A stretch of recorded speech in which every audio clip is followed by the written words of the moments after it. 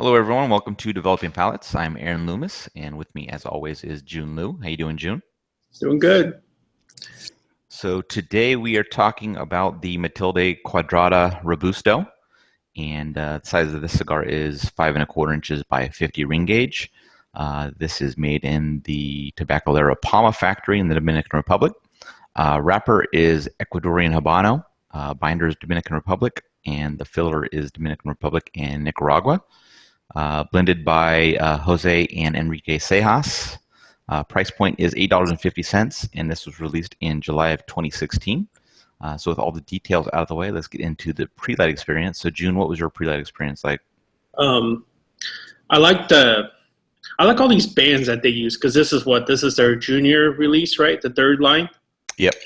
I got this uh, what is that? Like a orangey peach color band to it. I call it salmon. Salmon. Yeah, that works. Reminds me of Ross and Friends. So I dug that.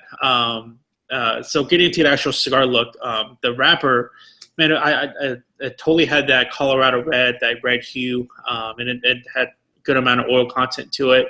So that looked great. I thought that for my example, the veins were really well pressed and the seams were really tight. I enjoy a good box press cigar because it doesn't roll off the table. So I dug that. And then when I was, kind of feeling the cigar around, it had an even uniform give to it. It felt a little slightly, perhaps underfilled and spongy. But nonetheless, there wasn't any soft spots felt. And I liked how, for my example, the cap had a really thick cap to it. That allowed me to play with the cut if need be. So going to the pre-light aromas, I thought that the wrappers had this really nice quality humidor cedar smell to it, and I got a little barnyard out of it. When I nosed the foot, I got some dry white pepper and just some regular natural tobacco sweetness. Cold draw, I mainly got like a combo of spicy cedar and red chilies that kind of hit me on my lips and tongue. Mm-hmm. Overall, very good presentation, pre-light experience. Yeah, the wrapper was like a slightly darker than medium brown. There was a little bit of marbling to it. There was some decent sized veins that were visible, but the seams were nearly invisible on it. It looked like there was two caps to me, but it was so dark and they were so tightly applied that it was really hard to see. But I thought I saw maybe a third one, but it just literally looked like two to me. But it's possible that it's three. Like you said, two bands. Primary band has the company logo and the company name on it. Secondary band has that company name and the line name on it.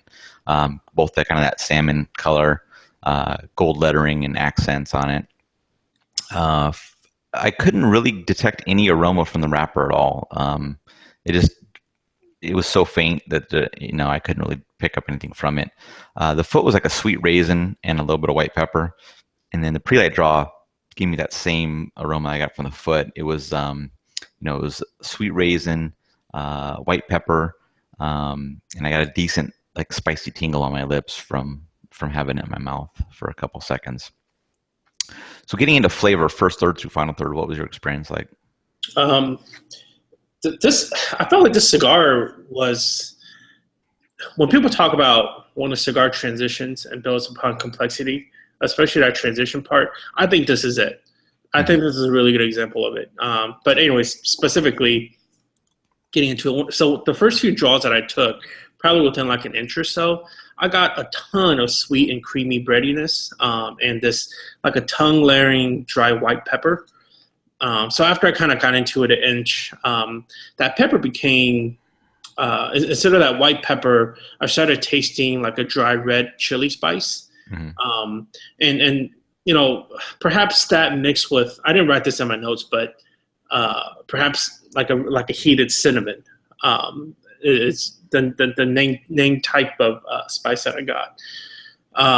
And that spice it reminds me of either a very old school Cuban cigar that when you light it up, that there's this pow like heat that hits you, and that chili heat that I sometimes find. For instance, like when I got my box of the Partagas Presidentes in 2012, back when I got it in 2012, I mean, it tasted just like this. Or it kind of reminds me of like an extra forte, like extra strong Cuban custom roll. So that's what it reminded me of. Combining that dry red chili, I got some charred wood, some dry minerality. Through the nose, I got a very pungent amount of dry red chili and bread. The finish, still that really intense dry red chili heat, charred wood, and those two flavors, it weighed really heavy on my tongue. Not like a oily heavy, but just it has such a heat to it that it is just in your palate. So in terms of strength, the cigar started out medium, but I'm just within like an inch in, it quickly ramped up to a medium full for me. And body within the entire cigar was a medium. And also the strength for the rest of the smoking experience on the second to last third was a medium full. So getting into the flavor of the second third, I thought that the intensity of that red chili backed off, but it's still no doubt a major component to the cigar. But because it kind of died down a bit, I thought that it gave me more of a harmonious blend of namely like that creamy bread, dry mineral notes, charred wood, and burnt toast. Through the nose, still that pungent dry red chili, followed by some barnyard and bread. Finish consisting of namely dried red chili heat, a charred wood that's still continuously laying heavy on the palate. Moving on to the last third, that red chili still, started to die down a little bit more. By then, I didn't feel like I was really tasting like a really heated cigar. But at that point, within the last third, I got namely that creamy bread, that charred wood, that dry minerality, burnt toasted, and some dried nuts started coming in. But the retrohale was still, I mean, when I say the pepper died down, I meant like on just regular mouth draws. I'm not referring to retrohale or the finish. So the retrohale still had that really intense dry red chili, but it was kind of combating it by bread. So you kind of get this like spicy creaminess thing going on, which was really delicious. And the finish still carried forth with charred wood, dry red chili. But overall, I thought that the first third I rated it good because I tasted such a dominance of that chili. But by the last two thirds, I felt like the blend became more balanced and worked in harmony better together. So overall, very good flavors. Yeah. For me, initial draws brought a very spicy seed. There's a little bit of that for me, Jiunn.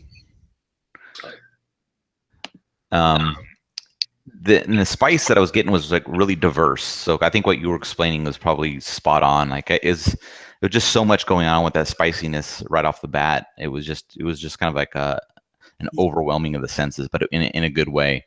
After a few draws, the spice kind of settled down, and a good amount of cream came in with a little bit of a coffee to mix with that cedar. The retrohale was creamy, but it carried a decent spicy zing to it. And then at a quarter inch in, the coffee went away, the cedar and the cream remained. The retrohale lost all the spice, so it was just really that creamy cedar that I was getting in the mouth flavor as well. 3/4 of an inch in, I got a slightly green coffee bean flavor that kind of mixed in with the cedar and the cream. Then an inch in, that green coffee morphed into a kind of a light roast coffee, and that was mixing really well with the cedar and the cream.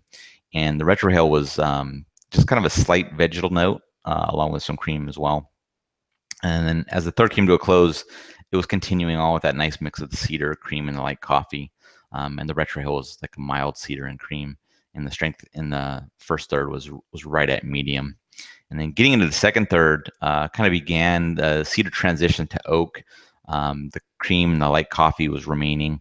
The retrohale still carried the cedar and the cream. And then a quarter inch in, the coffee went away. A bit of minerality came in to mix with the oak and the cream. And then half an inch in, some sweetness joined in with the oak, the cream, and the minerality. And the sweetness was also present on the retrohale. An inch in, sweetness left the profile completely. It was then oak, slight cream, the minerality. And then inch and a half, the profile was just really coming together nicely with all those mixing in. And the retrohale was creamy oak. And the strength was still at a medium at that point. And then final third, kind of right at the transition point, all the flavors kind of just disappeared, and oak was really the only flavor there. But then after a few draws, some cream and light coffee came back. 3/4 of an inch in, coffee went away, and some mintiness came in to join with the oak and the cream. And then 1.25 inches in, the mintiness was really up front, and the oak was in the background, and the creaminess had left the profile. And that's pretty much how the cigar finished for me, but the strength had ramped up a little bit above medium. So, medium first through 2/3, and then a little bit above medium in that final third. So getting into performance, burn and draw, what was your experience like? You still hear feedback? No, you're good to go. Okay. Construction-wise, I thought that the burn was perfect. I smoked the cigar for about an hour and 55 minutes, which is pretty good for a Robusto. Burn line, super razor sharp the whole time. Ashes held on really strong, and I got about 1 inch increment in ashes. Moving on to the draw, this was a downside for me. So the draw is really loose. So I had to really slow down my draws than the typical rate that I smoke. Mm-hmm. And that was mainly for the fear of the cigar heating up and giving me bad flavors. The cigar did heat up at the very end of the last third. But I mean, by then I was pretty much done with the cigar anyways, so it didn't really affect it. But I thought the draw was average just purely based upon the fact that, I mean, granted, it didn't alter the flavors or give any unfavorable flavors, but I had to be, I had a baby it the whole time. So. Mm-hmm. Yeah, the burn for me was perfect to the first 2/3, and then in the final third, there was a couple of instances where it seemed like the cigar wanted to go out, but I was able to take a few quick draws, and that would remedy it until it happened again. It had just happened twice, and the ash held on like 2-inch increments, so it was really good ash retention for a 50 ring gauge, I thought. And then draw wise, draw was perfect for me, just right amount of resistance. So right where I like it. When I did the first snip, it didn't cut all the way through the cap. So it was really a small hole, but I took a draw and it seemed like it was perfect, but I just didn't want to smoke it through that really small opening for fear that there might be some tar buildup or something like that. So I did take a second cut before I even lit it. And I was just hoping that it wasn't going to open up too much, but it stayed perfect. So that really didn't have an effect there for me. So overall, what were your thoughts on the cigar? So my understanding, so for me, for my taste buds, so I've had the first two releases, and if I remember right, I think the Oscura is meant to be the strongest out of the batch. Right. I found this to be the strongest out of the batch. Okay. And to me, this kind of felt like their introduction into moving up in strength, but true to Matilde's nature, they don't compromise having a lot of flavor. And this is what it was for me. I thought that although it was, on the stronger side, I mean, certainly not like punch your gut strong, but strong enough that, you're going to feel it. That even though it was on the stronger side, I really enjoyed how that spice interacts with like the wood notes, the minerality, earthy notes, and certainly by that creamy bread and some of the sweetness that comes in. So I really enjoyed it. I mean, I am curious what the other Vitolas would smoke like, because I know that within the Toro Bravo and the Torpedo, I think those guys are at least like 2 ring gauges thicker than the Robusto one. Right. And if it doesn't have that much of a spice component to it, I think those will fit my palate more than this guy that we reviewed. Right. But nonetheless, I mean, I really enjoy the cigar. I think this is another winner from them, and I really enjoy how they make flavors that are so flavorful in general. So Right. Yeah, the first third was fantastic, and then there was a slight drop in fullness and flavor for me in each successive third. Performance was really good, so that's always a plus. But like just like you were saying, and I wrote this in the review, is I'd really like to try this in the Toro Bravo. I just want to see oh, if that little bit larger ring gauge just kind of lets the flavors from that first third kind of progress better through the rest of the cigar. Um, so it's just something that usually I like to try to step down in ring gauge or length to try to get more of a concentration of the flavor. But this is kind of the flip flop. Is I just want to see what a little bit larger ring gauge can do to the profile. But with the flavor and the strength in this, I think it's pretty much approachable to any level smoker. Um, I think I might agree with you a little bit. Is that this is probably more in line with the strength level of this Oscura. I don't think it's as defined as in the middle of the other two lines, like they had kind of placed it. So I think that this and the Oscura kind of are kind of in similar strength levels.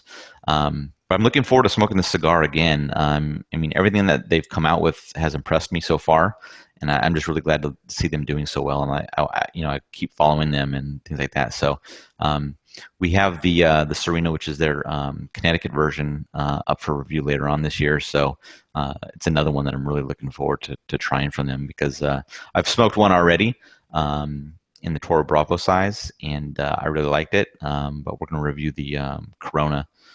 So I'm interested to see how that does as well. Getting into scores, you gave it a 7.73. I gave it a 7.20. How do you think your score matches up with your experience? I think it matches really well. I mean, basically, what matters the most to me is the first, second, last, third, and the overall, which I mainly factor into just the flavor profile and the delivery as such. So kind of going from good, very good, very good from first third to last third.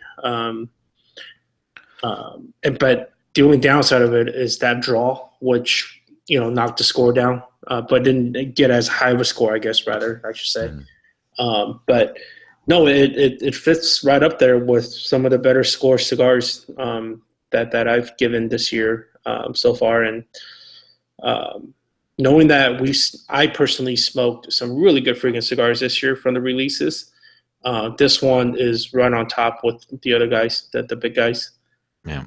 I think my score matches up well. That first third was just fantastic. I was just hoping for more of that from the rest of the cigar, but I'm just, like I said, try some different Vitolas to see which one fits me the best. But still, very good score.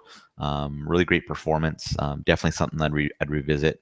I think that maybe just a little bit more rest would solve that burn issue I had in the final third of it, where it almost wanted to go out. Maybe just a little bit of too much humidity in that final third, but otherwise fantastic construction. So definitely a good cigar, and I recommend people seek it out to give it a shot. Any other final thoughts? Nope. All right. Well, thank you for watching. If you're just catching this video on YouTube, be sure to subscribe to us. You'll get notified every time we post up a new review recap. But also go to the website to read the full written review, and follow us on all the social media channels, Facebook, Instagram, Twitter, Google+. And thank you for watching, and we will catch you on the next video.